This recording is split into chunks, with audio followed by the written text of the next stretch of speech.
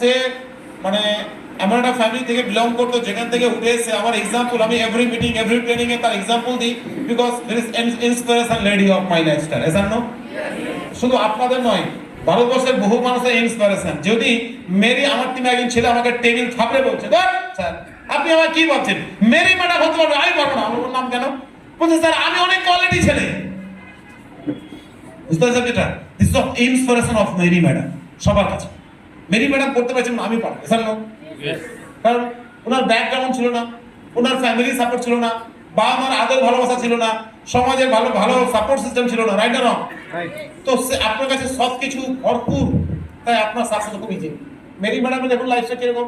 মনে করুন স্যার 2015 সাল থেকে 2017 সাল 2 বছর লেগে তা কি হতে? 2015 থেকে 2017 সালে উনি টিসি হয়েছে।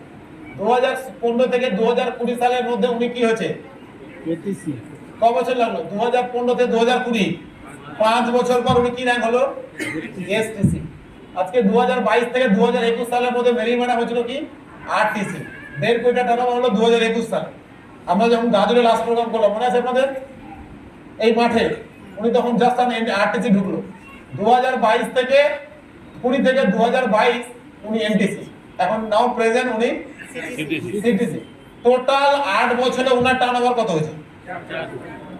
লাস্ট 2 ইয়ার্সে এখন ওনার টোটাল টার্নওভার কত?